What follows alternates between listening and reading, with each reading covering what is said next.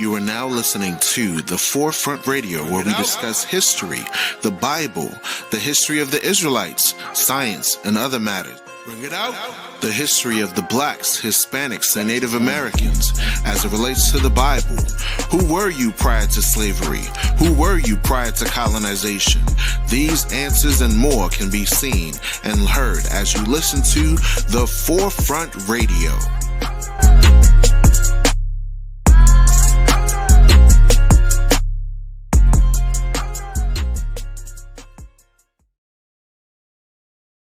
Welcome to the Forefront Radio. Welcome to the Forefront Radio. I'm your host, Afia Levi. Hope you're doing all right. Y'all, let's get right into it. We got an exciting episode today where we're getting into some history, y'all, and some current events going in right now. As you know, the United States AD is no longer providing support to Africa. And I say, thank God, thank the Lord. Get them up out of there. Watch this. We got this news story from Al Jazeera that we're about to bring out. And when you understand the implication of United States AID and NGOs and various other sources of... Hi, I'm Steve Clemens, and I have a question. With the termination of tens of billions of dollars of U.S. aid and humanitarian assistance to Africa and elsewhere around the world, is this going to create waves of tragedy? Let's get to the bottom line.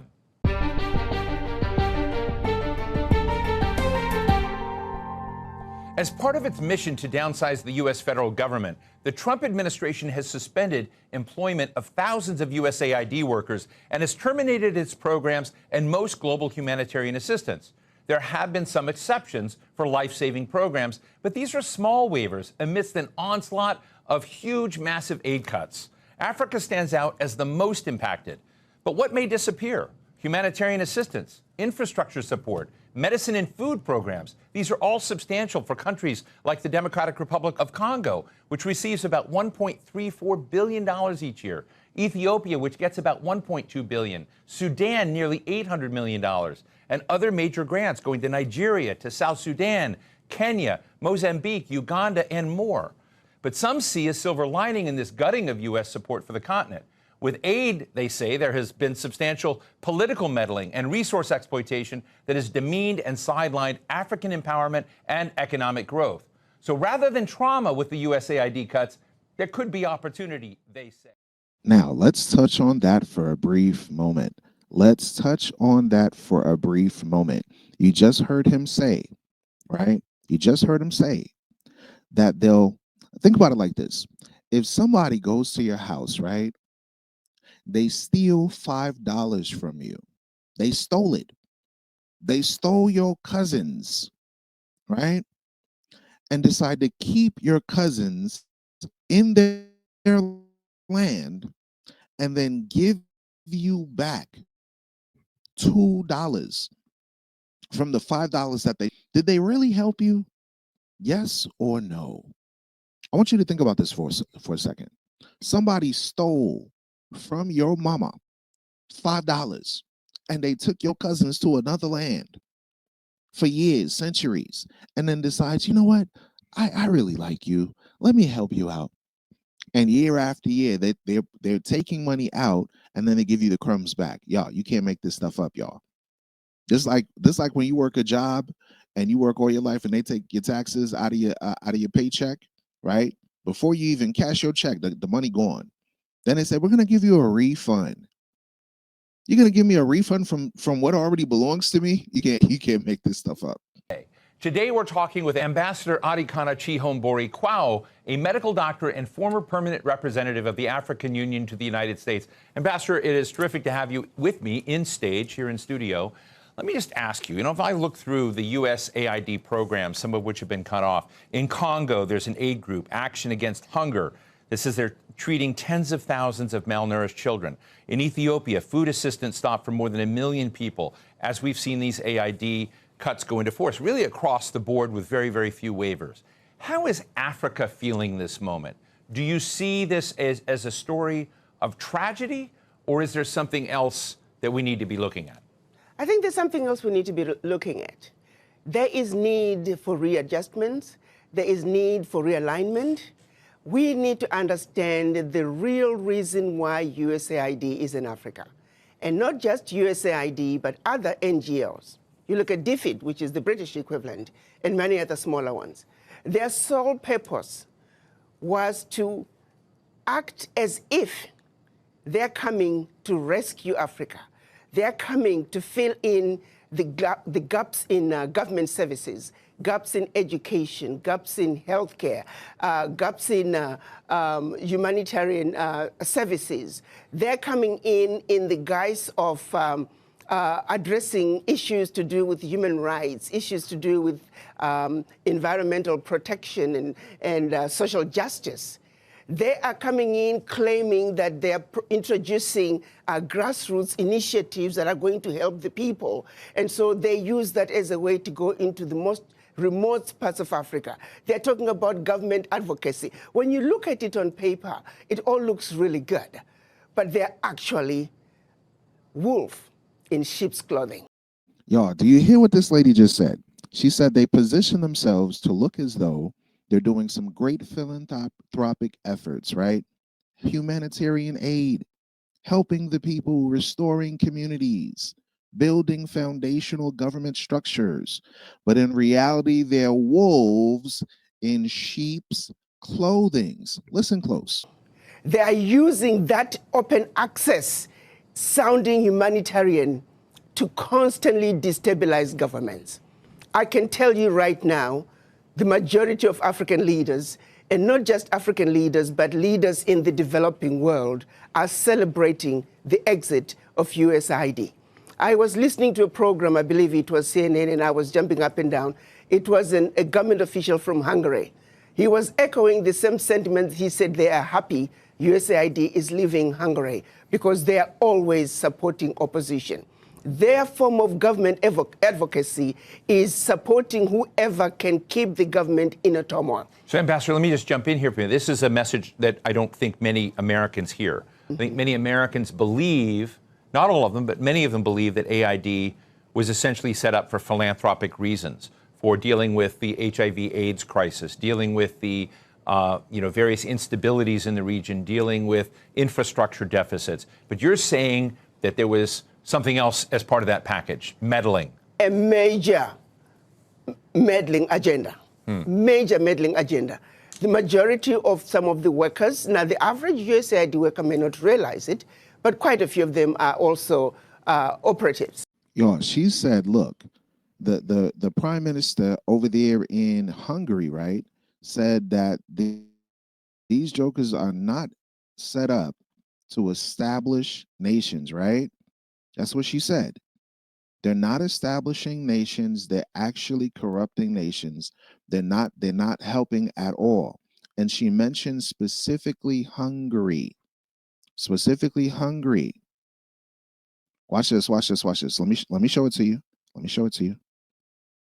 Look at this right here. Look at this right here. Look at this right here. Look at this right here. What does the article say? What does the article say? The article says Hungary PM Orban slams EU and pledges crackdown on foreign influence. There is always an empire that is trying to take away the freedom of Hungarians. And right now, it is the one in Brussels, Viktor Orban said in a speech. Watch this. Let's see what it says about right here. Let's read it. It says Hungary's prime minister on Saturday vowed to rid his country of those he claims work for the interests of foreign powers, saying his right-wing government will eliminate a global shadow army serving the European Union and liberal American empire. Listen to this.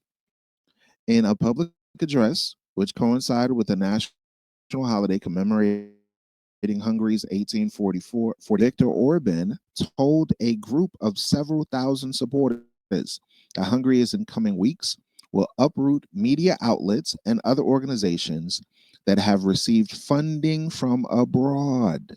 You hear that? You hear that? Funding from abroad. Then it says, after today's festival, gathering comes the Easter cleaning. The bugs have overwintered.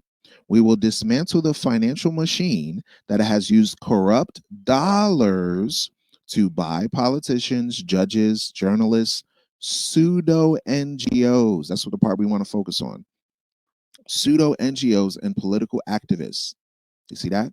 So USAID, right, is one of those non-governmental organizations that's part of the government that's supposed to assist, right? Watch this. Benefiting from a USAID funding to face consequences. Watch this.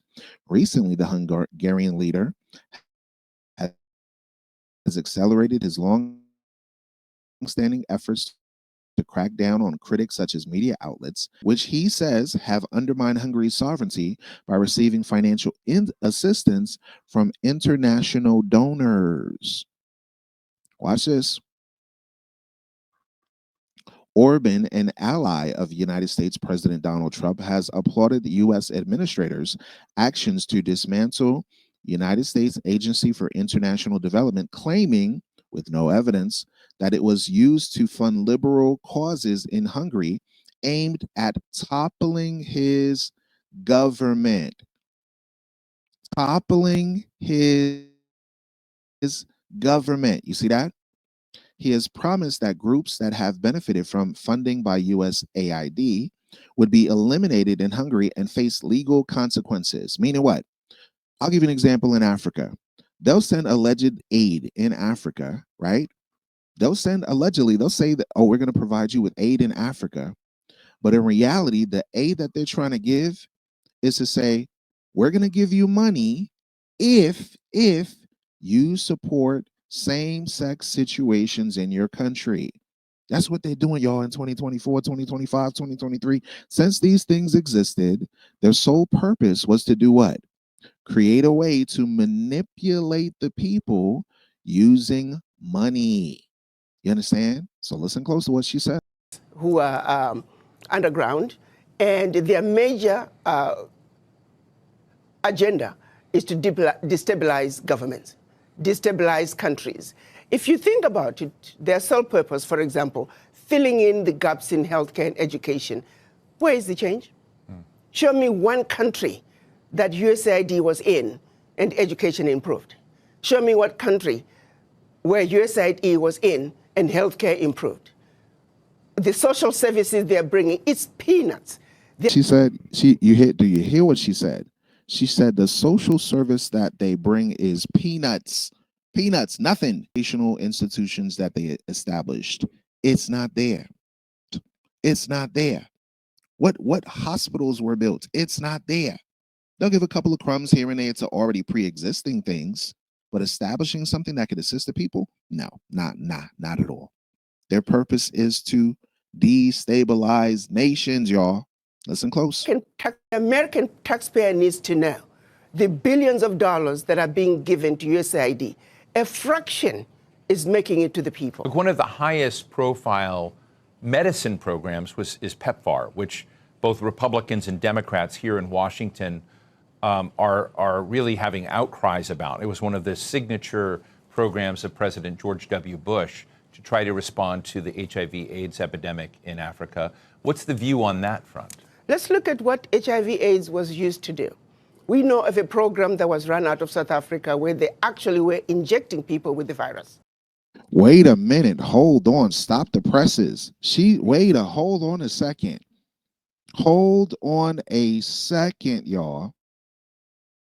Did she just say what she said? Let me rewind this bit. What did she just say? Are really having outcries about. It was one of the signature programs of President George W. Bush to try to respond to the HIV/AIDS epidemic in Africa. What's the view on that front? Let's look at what HIV/AIDS was used to do. We know of a program that was run out of South Africa where they actually were injecting people with the virus. We know of a program in South Africa where they were actually injecting people with the virus. You can't make this stuff up.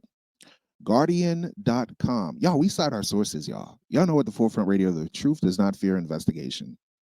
Ex-mercenary claims South African group tried to spread AIDS. US AIDS and then wait a minute.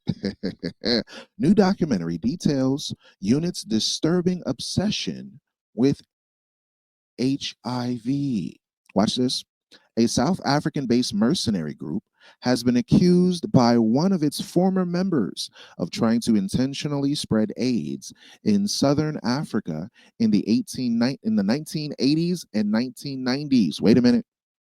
So this whole US aid to assist in helping the AIDS epidemic, they already knew that there were programs as way back as the 1980s administering the disease. Y'all, you can't make this stuff up. The claims are made by Alexander Jones in a documentary that premieres this weekend at the Sundance Festival. He says he spent years as an intelligence officer with the South African Institute for Maritime Research, AIMR, 3 decades ago when it was masterminding coups and other violence across Africa. When we say the white man is the devil, and y'all say, no, y'all making it up. Here you go. You have a mercenary telling you, yep, we're the devil, all right. We have mastermind coups and spread violence across Africa. Clark Kent is the devil, y'all. Y'all thought Superman was the good guy. No, Superman is the bad guy. Watch this. The film also explores the unexplained murder of a young SAIMR recruit in 1990, whose family believed was killed because of her work on the AIDS-related project run by the group in South Africa and Mozambique. Watch this. And it also claims the group's leader had a racist, apocalyptic obsession with HIV/AIDS. Keith Maxwell wrote about a plague he hoped would decimate Black populations, cement white rule, and bring back religious Moors, bring back conservative religious Moors, according to a paper collected by the filmmakers. Boom. You see that? You see that? Maxwell had no medical qualifications, but ran clinics in poor, mostly Black areas around Johannesburg while claiming to be a doctor. Wow. Wow. So what this lady is saying over here, y'all, she's not making up, y'all. You understand? She's not making up what she's saying, y'all. She's actually telling the truth of this. Y'all, spill the beans on the devil. Shame the devil and tell the truth, y'all. Shame the devil and tell the truth. She's not making it up. Exactly what they said that they're doing, they're doing. Watch this. Let's rewind this a little bit and let's get some more info on this thing right here. The reason some of the AIDS virus spread as rapidly as it did in Southern Africa, there were some very dirty games being played on African people. They were using Africans as guinea pigs for experimental activities. Even when you look at every aspect, they're using us as guinea pigs. Yes, there is some good, a percentage of some good, but not all of it is done with good intentions. You look at agriculture, they're destroying African agriculture by introducing those GMOs. You plant your seed in one season, your soil is finished. You said they're using Black bodies as guinea pigs, y'all. This lady has been sounding the alarm, and listen, this is a medical doctor. We used to have seeds that we can use from one season to the other. The introduction of GMOs through these agencies, USAID is one of them. We are destroying Africa in a massive way. A little good is coming out, but by and large, the end result, they mean no good. They can turn around and give us an inventory and say, as long as you have been in Africa and also other parts of the world, show us your success rate. Watch this, y'all. I have an article, real quick. I have an article, and this article that I have is very significant and will contribute a lot to this conversation, right? The PDF file or the article is called Confessions of an Economic Hitman. This particular book was written by a Edomite by the name of John Perkins. John Perkins spilled the beans on his own people, how they conduct themselves in illegal activity, in this book entitled The Confessions of an Economic Hitman. Now, notice this quote. It says, they have more euphemistic titles and they walk in the corridors of Monsanto, that's the company that provides the seeds, genetically modified organisms, GMOs, General Electric, that's the corporations that provide electricity, Nike, that's the shoes, General Motors, Walmart. Now, a lot of these companies have dealings with the United States and the continent of Africa. Watch this. Nearly every other major corporation in the world, in the very real sense, Confessions of an Economic Hitman, I like to say Edomite Hitman, is their story as well as mine. It is your story too. The story of your world and mine, of the first truly global empire. History tells us that unless we modify this story, it is guaranteed to end tragically. Empires never last. Every one of them has failed terribly. They destroy many cultures. You hear that? That sounds like what this lady is just saying. They destroy many cultures as they race toward greater domination, and then they themselves fall. So wait a minute, you jack everybody else up, and then afterwards you fall. It's like a candle that burns itself out. No country or combination of countries, United Nations, United States, can thrive in long term by exploiting others. Wow.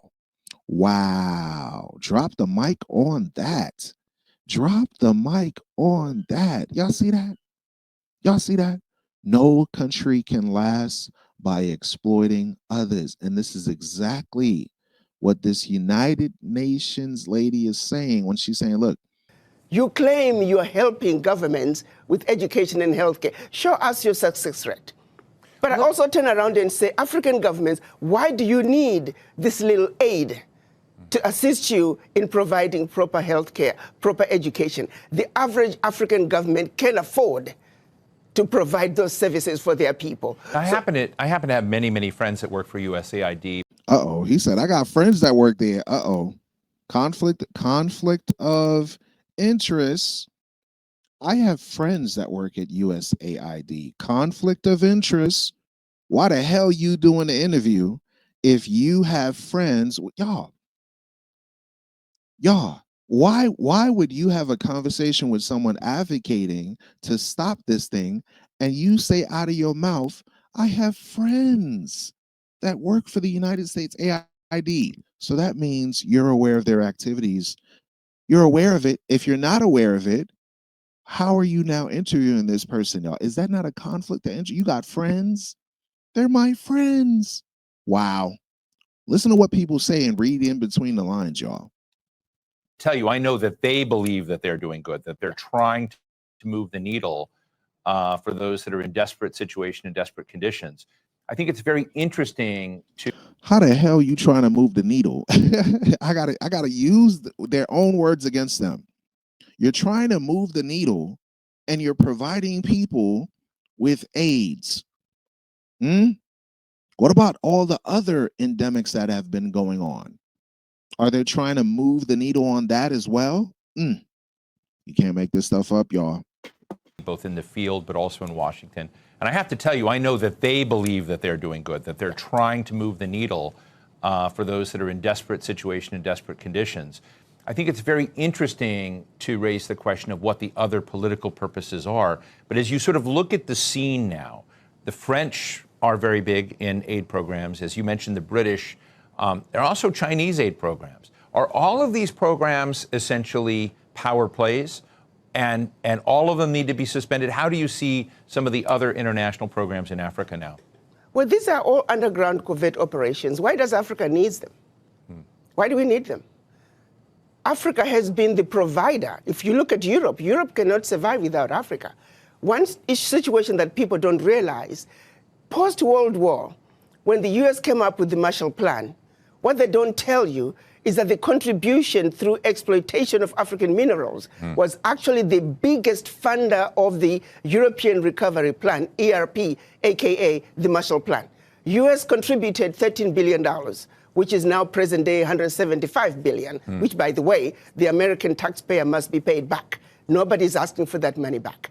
But what they don't tell you is that Africa, through exploitation of its resources by the Europeans, was actually a much, much bigger contribution to the European recovery post-World War II. Nobody talks about that. Why does such a continent that did so much to help Europe recover continue to be so poor? Let's be realistic here. Let's not talk about peanuts. Africa does not need the aid. What we need is for those who are exploiting Africa to stop. Africa has everything it needs. If Africa could have contributed as much as it did to the recovery of Europe post-World War II, why wasn't Africa equally developed? So what happens next, Adhikana? You and I have talked about this before, in the exploitation of minerals, of uranium, of cobalt, of nickel, et cetera, and many other rare earths, which is apparently very much on President Trump's mind, because we see the negotiation for rare earths with Ukraine. But you and I have talked about the artificially low prices and the fact that many economies in Africa don't participate in the gains and growth of the exploitation of those resources. What happens now when these aid programs are withdrawing? Does the social contract between, American mining operations or other global mining operations, does it give an opportunity for the power dynamic to shift and change? And what will that look like? I think this is a wake-up call for the African leaders. To the same extent that President Trump is saying USA first, African leaders must also say Africa first. This is a wake-up call to the African leaders to take inventory of what is really happening in their countries. Do they really need the peanuts that are coming in as aid? What is really going out? If I may use the example of what happened in Niger, when the government decided they were going to take over the mining of their uranium. The French companies that were mining the uranium were paying the government 80 cents a kilo for the uranium, and then turning around and selling the uranium to the rest of the world at 200 euros a kilo. So that one move from the Nigerian government to say we are now going to take ownership of our own uranium, they went from realizing about $1 billion in uranium resources to over 300 billion a year. Do you realize what I'm talking about? No amount of NGO could bring that kind of money. And this is only one mineral. Now imagine the country taking inventory of all their minerals and benefiting from their natural resources like the rest of the countries in the Western world. That is what African leaders need to look at. Do you see that in the horizon of African leaders right now? They're do you see them? Who do you see as the standout winners of that kind of change? And who do you think is still chasing AID contracts? Let me tell you, we need to look at what's happening in Burkina Faso, Niger, and Mali. President Traore is standing up. He is saying the natural resources in Burkina Faso, they belong to the people of Burkina Faso. Niger is doing the same thing. Mali is doing the same thing. Every leader must look at what's happening in the Sahel nations to say, like anybody else, you must take care of your people. You have your natural resources. You have everything you need to take care of your people. Why do you continue to be beggars? Look at what is being brought in by not only USAID, but all the NGOs in your country. It's peanuts. It's a joke that the African leaders should continue to be beggars of peanuts when you are looking and allowing billions to get out of your country year in and year out, if not trillions, in natural resources that your people should be benefiting from. It is a wake-up call for African leaders to wake up and say, President Trump is saying, US first, America first. You too must say your country first, because you have everything it takes. It is a joke. It is embarrassing to see I have not seen any African leader cry over USAID leaving. I can tell you for a fact, the average African leader privately is celebrating the exit of USAID because they know what is really going on. Let me ask you a geopolitical question. And again, you and I have had the opportunity on this show to talk about it before, which is the relationship of the United States broadly with the African continent. Now, I realize the continent has a lot of different nations, different countries that are part of it. But President Trump is not known to care much about Africa. He has talked about it in very derogatory language. His comments about USAID have had nothing to do with Africa. They've had to do with downsizing the scale of government and the perception of corruption and policies that are not consistent with his own. He's not framed any of this in terms of African needs or whatnot. So when you think about that, what do you think is the possibility of changing the dynamics of the relationship between the Trump administration and African leaders when it doesn't seem to be on his radar screen? To be honest with you, why should African leaders care? Why should Trump care about Africa? He shouldn't care about Africa to the same extent that the African leaders really shouldn't care about the relationship either. If the relationship can be worked out, that's wonderful. But if President Trump is saying, I have a mandate from my own people to take care of my people, and I'm doing what I need to do to take care of my people, African leaders need to take that same position. You see, it takes two to tango. If President Trump does not want a relationship with Africa, Africans shouldn't be begging for it. Are you with me? Do you think this will transmit to the way Africa deals with Europe?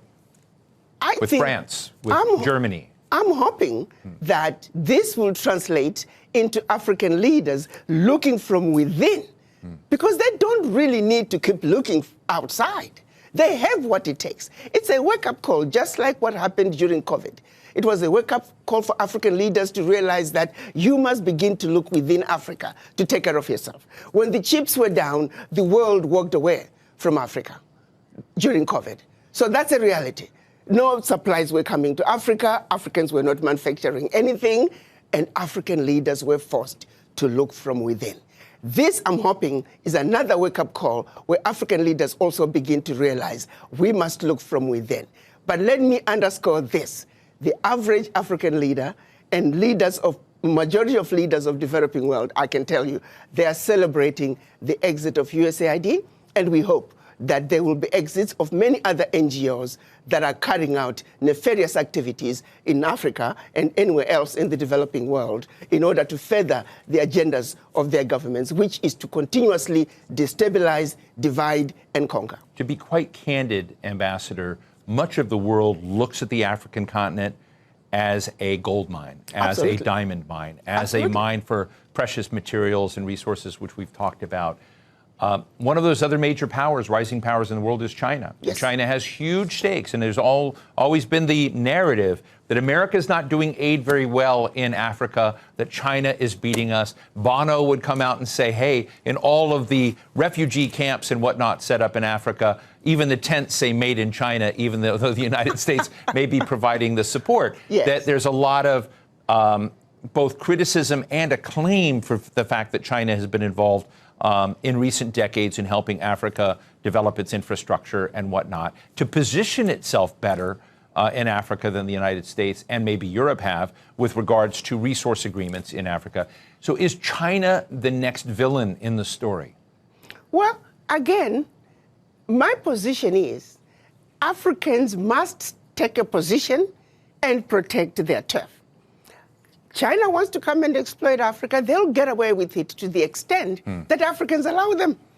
The United States wants to come and exploit Africa, they'll get away with it to the extent that the Africans will allow them. The question is, does Africa have an African position when they come to the negotiating table with the world? The answer right now is no. Africa must unite. Africa must speak with one voice, and Africa must go to the world stage with one voice, one agenda, one plan that the world will have to respond. But as long as Africa is going to the world as bitty little countries, as Togo, as Eswatini, as Guinea-Bissau, Africa is fighting a losing game. Africa must unite, and Africa must speak with one voice. That is the only way a strong, united Africa can take a rightful place on the world stage and be respected and stop the exploitation. Why is it so hard? I think it's a long history.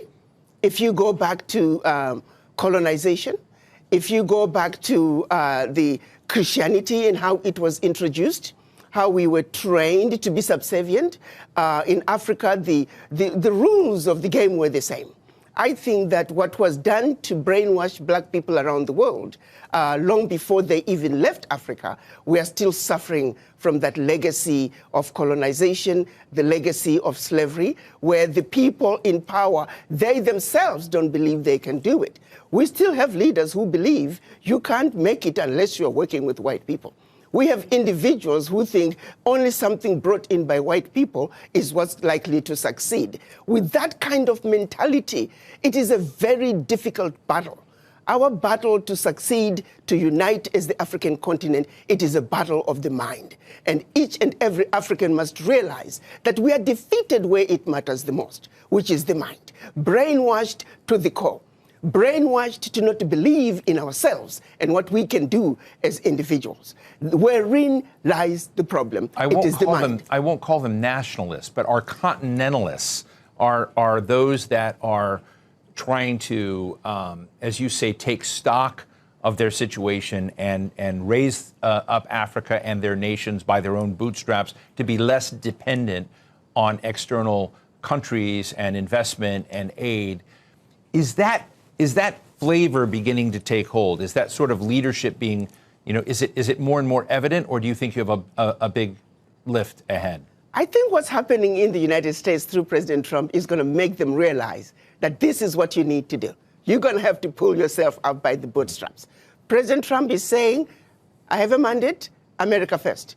So you Africans, are you going to sit back and just wait and see the next move that President Trump is going to make? Or you're going to also say, I have a mandate from my people, and I'm going to do what I need to do. Take inventory of what you have in your country. Use it and use it wisely. No more begging. You don't need to have anybody filling the gaps in your educational system. You don't need anybody filling the gaps in your healthcare system. You don't need anybody creating initiatives in the most remote parts of your country because they claim that you, the government, cannot have access to that. How can somebody come from all the way from the United States, all the way from Britain, and access the most remote part of your country that you in your country cannot access? It is the most stupid thing.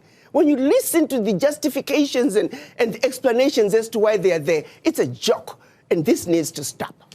Just finally, Ambassador, when you look at U.S. behavior retracting, we've just got a minute left, but I would love to know from you, what do you think about the UN? What do you think about the International Court of Justice? Because probably the contraction that we're talking about is going to happen in a lot of institutions. Do you worry that Africa will be worse off without those institutions? No, those institutions were created after the Second World War. United Nations, it took 4 weeks to create the United Nations. Why? In order to help the recovery of Europe. The World Bank, the IMF, it took 3 weeks to create them after the Second World War in order to aid in the recovery of Europe from its own self-implosion and destruction. So no. These institutions were not created to benefit the developing world. To the contrary, they were built to steal from the developing world. Their success is based on the failures of the developing nations where they have been stealing from. So no. We must celebrate what President Trump is doing by exiting the United Nations,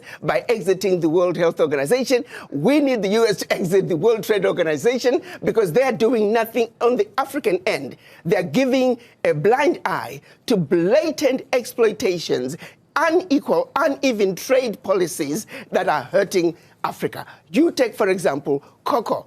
Majority of the cocoa coming out of the world comes from West Africa, and yet it's only recently that African nations were allowed to add value to their cocoa. The World Trade Organizations, we may have a sister in charge. Well, Ambassador Adikana Chihombori Kwao, grateful. Whenever I talk to you, it is a new reset for us to hear your very fresh takes on the world. If Africa provided assistance when these Europeans people blowed themselves to hell and back with their own conflict in World War II. And it's never discussed in historical circuit. I've never heard this on the History Channel. They talk about the Marshall Plan. They talk about all of this stuff. Exactly what she said.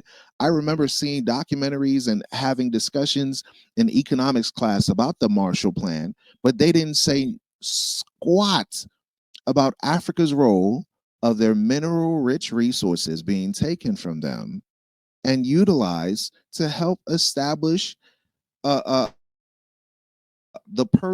post-World War II Europe, where these European folks blowed themselves the hell and back, fighting the Swazies, right? Fighting each other, right? Involving Japan and all of these Hiroshima, Nagasaki, and all of these nations got developed to build themselves back up based on Africa. Look at how the expanses of Asia and Japan have existed by the mineral resources, the coltan, the electrical services that they put in their EVs, right? All attributed by Africa's resources. They rebuild Europe after they blew up all of their stuff and used Africa to build themselves back up, y'all. You can't make this stuff up, man. I can't wait for the Savior to come and shut these nations down. I can't wait for the Messiah to come down here and wax these nations for all the evil that they've done. Listen close. What happens next, Adhikana? You and I have talked about this before, and the exploitation of minerals, of uranium, of cobalt, of nickel, etc., and many other rare earths, which is apparently very much on President Trump's mind, right, because we see the negotiation for rare earths with Ukraine. But you and I have talked about the artificially low prices and that many economists in Africa don't participate in the gains of those resources. What happens now when these aid programs are withdrawing? Does the social contract, global mining does it give an opportunity for the power dynamic to shift and change? And what will that look like? I think this is a wake-up call for the African leaders. To the same extent that President Trump is saying USA first, African leaders must also say Africa first. This is a wake-up call to the African leaders to take inventory of what is really happening in their country. Do they really need these that are coming in? One example of what happened in Niger when the government decided they were going to take over the mining of their uranium. The French companies that were mining the uranium were paying the government 80 cents a kilo for the uranium, and then turning around and selling the uranium to the rest of the world at 200 euros a kilo. So that one move from the Nigerian government to say we are now going to $1 billion in uranium resources to over 300 billion a year. Do you realize what I'm talking about? No amount of NGO could bring that kind of money. And this is only one mineral. Not the country inventory of all minerals and natural resources of the country in the Western world. That is what African leaders need to look at. Do you see that in the horizon of African leaders right now? Do you see them? Who see as the standout winners of that kind of change? And who do you think is still chasing AID contracts? Now, this sister, if she's smart, I hope she doesn't answer the question. Never tell your enemy your plans. He just asked her, who do you think is going to do that? I hope she's not simple enough to fall for it. But let's just see. Let me tell you, we need to look at what's happening in Burkina Faso, Niger, and Mali. President Traore is standing up. He is saying the natural resources in Burkina Faso, they belong to the people of Burkina Faso. Niger is doing the same thing. Mali is doing something. Everyone look at what's happening in the sessions. Like India, you must take care of your people. You have your natural resources. You have everything you need to take care of your people. Why do you continue to be beggars? Look at what is being brought in by not only USAID, but all the NGOs in your country. It's peanuts. It's a joke that the African leaders should continue to be beggars of peanuts when you are looking and allowing billions to get out of your country year in and year out, if not trillions, in natural resources that your people should be benefiting from. It is a wake-up call for African leaders to wake up and say, President Trump is saying, US first, America first. You too must say, your country first, because you have everything it takes. It is a joke. It is embarrassing to see I have not seen any African leader cry over USAID living. I can tell you for a fact, the average African leader privately is celebrating the exit of USAID because they know what is really going on. What do you think is the possibility of changing the dynamics of the relationship between the Trump administration and African leaders when it doesn't seem to be on his radar screen? To be honest with you, why should African leaders care? Why should Trump care about Africa? He shouldn't care about Africa to the same extent that the African leaders really shouldn't care about the relationship either. If the relationship can be worked out, that's wonderful. I like this lady right here. She's smart. She's smart. She's smart. This medical doctor, this educator, very intelligent. Very intelligent. She's a former African Union ambassador to the United States. Why should someone that has all the resources in their land care about the bully that's calling your country a shithole country and then coming back to you and saying, hey, let me borrow $20. Let me borrow the people that was here and don't give them back. Let me borrow your cousins and them, ship them on ships, bring them to my country, have them work for hundreds of centuries, for free, then let them go, discriminate them and disrespect them in my country, and then call your country a shithole country because I stole your people from there. Oh, by the way, let me give you $1. Let me give you some United States AID. To hell with that. A bully comes and robs you, take your stuff, and now you're supposed to try to set up a positive relation. You got two ways to deal with a bully. You either fight the bully head on or you run away from the bully. Get as far away from Babylon the Great. Make America great again. Get as far away from them as possible. Don't deal with them. Don't pass by them. Don't look for their peace. Don't look for nothing. Try to set up your own selves. Try to establish your own country, your own nation without foreign intervention, without foreign influence. Because guess what? Once you're able to stack up your chips and make money the right way without their influence, you will excel far beyond these devils. Thank you for listening to the Forefront Radio. I hope this information was rewarding for you all. I hope you learned something new. With that, we say peace to the 12. Shalom.